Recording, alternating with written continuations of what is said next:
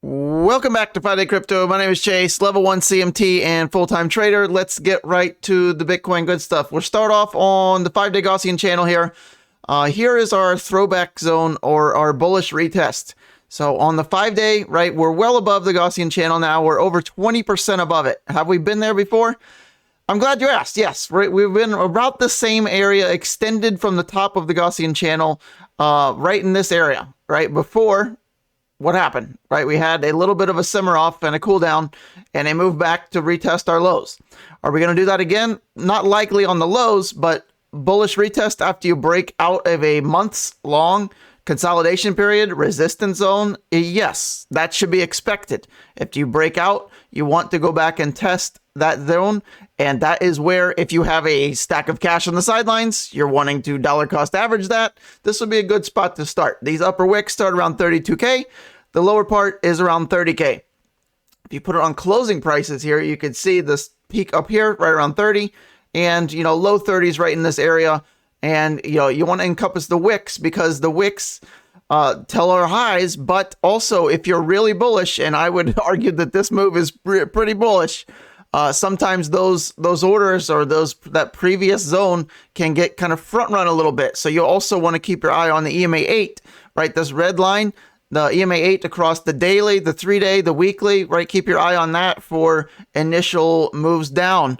Oftentimes those hold very well on at least the first test. So that's that on the 5-day, where we just closed our second consecutive 5-day candle outside the upper Bollinger Band. So by definition, prices are high.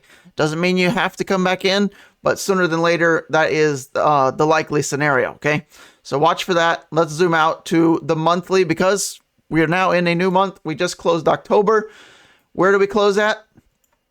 You guessed it, the top of the Gaussian channel on the monthly. Now, the monthly Gaussian channel has never been red, so hard to argue any kind of bearish thesis on the monthly. If you had to go with one, right, we entered with multiple months for the first time, right, since the pandemic. Right, that was the last time we were in the monthly Gaussian, and now we're holding this upper part as resistance so far. Now, what else do we notice is look at the Bollinger Bands constricting here. Probably the tightest the monthly Bollinger Bands have ever been, right? Looking back at it, right? Look at that, right? Last pinch was right here. After we started to lift off, holding above all moving averages, we're not in quite that bullish yet, right? Look how much we were above this monthly Gaussian when we started to really move. We're 80%, right? We're still in the damn channel, okay? So don't get too bullish and think this is really coming too fast, okay? I think it's going to take some time. We're probably, looking at, a nice little altcoin season, probably in the next three months or so, give or take. Probably lean towards middle to end of Q1 2024 for our nice true alt season, right? I think it's going to take some time. Bitcoin's going to have to simmer down. You're going to want to see Bitcoin dominance come down a little bit. Bitcoin dominance is still on an absolute tear to the upside. Let's just go take a look. Right here's Bitcoin dominance on the monthly chart. We also have the Gaussian channel overlaid. Look at our previous kind of our lows back in here before we really took a dip. This is what you want to see for an alt season, right? You want to see Bitcoin dominance dramatically fall. And until that happens, we're still on the uptrend. I know it looks a little bit more bearish because of the Gaussian channel being red there, but we're above all moving averages. We're at the upper part and holding on this upper part of the Bollinger Bands. The Bollinger Bands wide apart. Volatility still pretty high. And not only that, but I mean, look at the uptrend, right? Serious uptrend, breakout of, months and years long kind of resistance area here as well. You could see we kind of flipped this previous resistance to support and then kind of came back again and front run that level like we just talked about on Bitcoin Gaussian channel. And those EMA 8s, they don't always get tested when you're really bullish. Bitcoin dominance still really bullish. I would expect upper 50s before we have a more permanent cool down. And I still think that's going to be, Q1 2024 in this area. I really think that we're going to go higher in dominance before we go lower. So keep that in mind. Bitcoin's still the safest play. But once you see a dramatic, effect, a weekly or a monthly candle, big red, then alt season door is starting to fling open. Okay. But until then, Bitcoin dominance still continues higher. Bitcoin price seemingly continues higher. If you ever get this skew like this, right? Maybe you're wondering what's going on. It's the Bollinger Bands. The Bollinger Bands are killing you, right? So you can just hide that for a minute, and then you can go down here and put that back on auto, right? And then you can add it back, right? So and then it does it again. So you got to play around with your charts. And then also a side note, I have a lot of questions all the time on how do I get this EMA ribbon, right? So if you're, one of the first tiers in TradingView, right, you don't get a lot of these, spots. So you don't want to take up all your spots with, adding all these moving averages. So if you're wondering, which one is this? Like if you type in EMA ribbon, a bunch come up, right? All you have to do to know what anytime a creator or someone you're watching on YouTube and you're like, I want that. How do you get it? Ask them to put the source code, right? You click that source code and then you see this pop up down here, right? And then you pull this up and you see this, right? EMA ribbon, and it's by this guy, right? KRYPT. So if you're wondering, that's how you do it. You can do that with anything. So if you have, the Bollinger Bands, hit the source code, it'll show you the Gaussian channel. You're like, what Gaussian channel do I want to use? Well, hit the source code, and then you get your pop up here, right? And that's how to do it with anything over here. Just a side note on that. So if you didn't know, now you know, right? So now we are back with the monthly chart of Bitcoin, right? And where are we looking at, right? We know our throwback level around 30K, right? Even more evident on the monthly chart here, right? Our previous look at the 3 monthly taps here. We even got our monthly close, put it on closing prices, right? We're very likely going to get a throwback or a bullish retest to this area. So if you're waiting on the sidelines and you're wanting to know when to get on the bull train, the final boarding call may very well be right around the 30 to 31K level. So hopefully you don't get left behind on that. Let's look at to the upside. Where's our upside? Our upside big monthly, right? We're on the monthly. This is not the daily, not likely going to change. Now, where does our resistance zone start and finish? Well, it's right here, right? Are we at it? Yes, we're at it right now. This low close, 35K, right? That's our previous sell-off of our initial kind of bull run right here, right? 2021. Where did we close that candle? Right where we are at this given moment. So if you're wondering why we're struggling a little bit getting through 35K, wonder no more. It's right here. It's right in the charts, right? Our next level, if we push higher, maybe we get a wick up, right? 38, 39 could get a real bullish right in this area. That close right there, 38.5.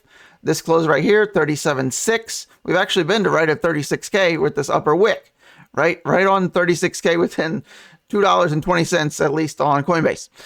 So we're at resistance. We're above the monthly Bollinger Bands, right? But what's the good news? We're above all moving averages as well. So by definition, you're more bullish.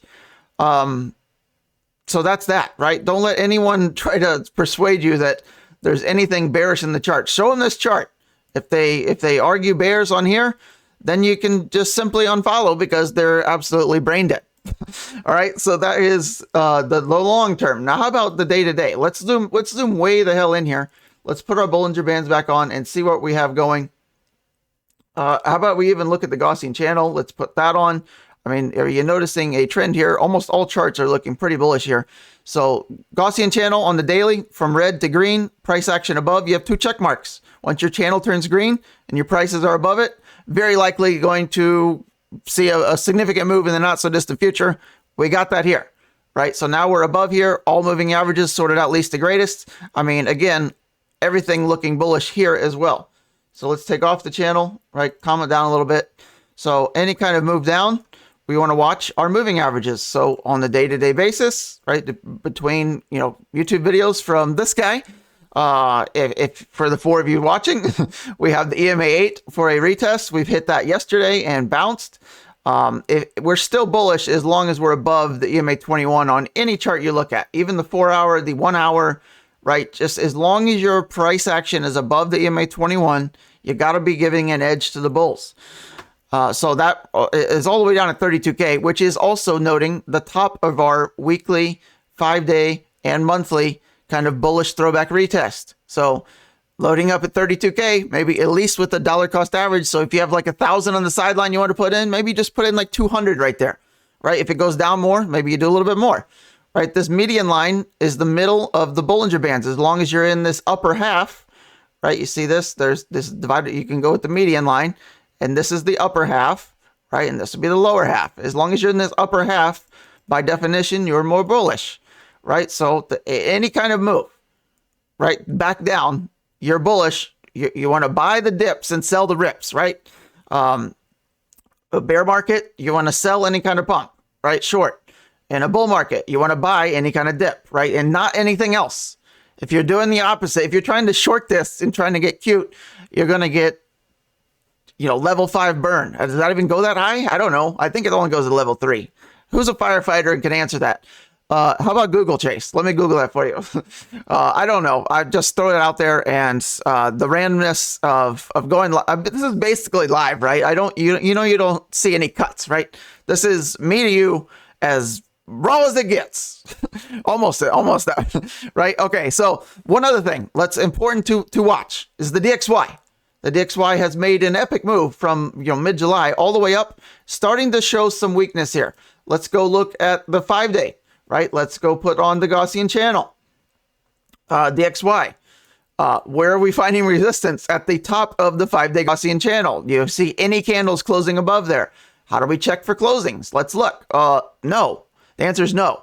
The 5-day Gaussian channel, is it significant? Hell yes, right? We're looking at Bitcoin monthly resistance. 5-day Gaussian DXY resistance. Okay. Channel is red. Are the prices below? No, but they were, right? That is not to be taken lightly.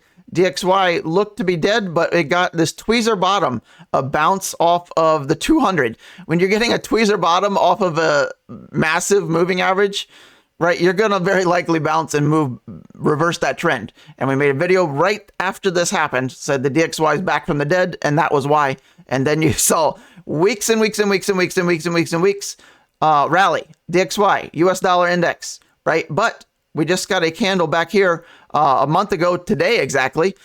This candle closed almost a near textbook gravestone doji after the top of a rally. That's a good sign. So far, that's still our top.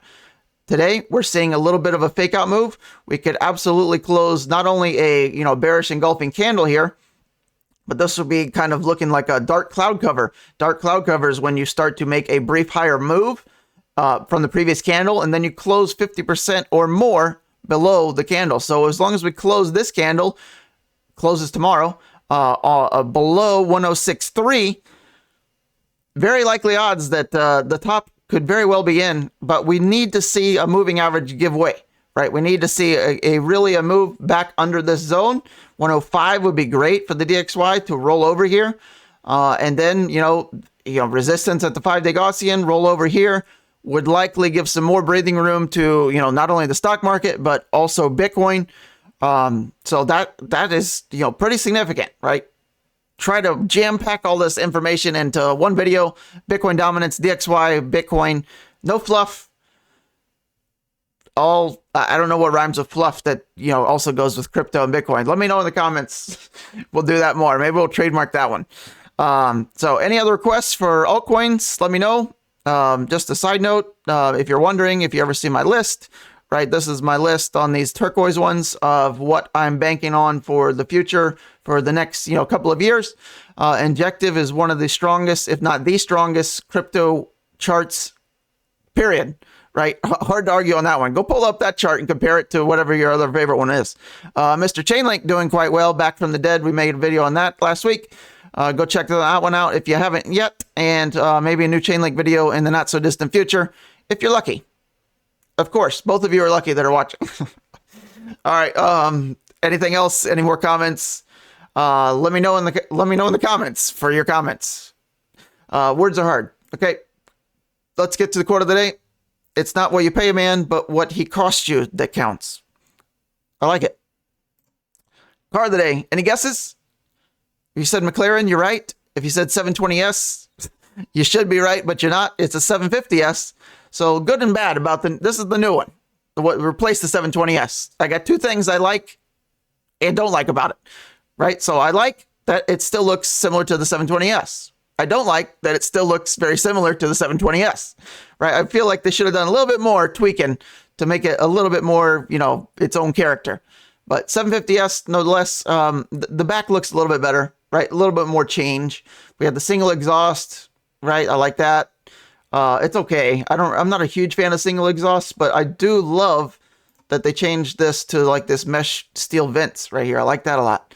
The carbon wing looks great. Not standard for sure. You have to pay like 12 grand extra for that. I went on and configured one of these the other day just for shits and giggles. I think it was about $100,000 extra in options I found. You can get like this whole bumper and rear carbon and carbon. You can get obviously the wing. You can get this in different finishes, you know, steel or satin. You can get anything black you see is basically an option for carbon. You can get special edition 60th anniversary, all kinds of cool stuff. So go do that. It's free. Maybe you can do that. If you didn't know that, you can go on Lamborghini's website, Ferrari's website, McLaren's website. You can configure a brand new one in your favorite spec, and it only takes a few minutes, or it could take a few hours, depending on how detailed you want to get. And it's fun to do. All right, I think that's it. Wrapped up in a nutshell. 750S. If you couldn't, read, it's right there. All right, I'll see you on the next one. Comments in the comments.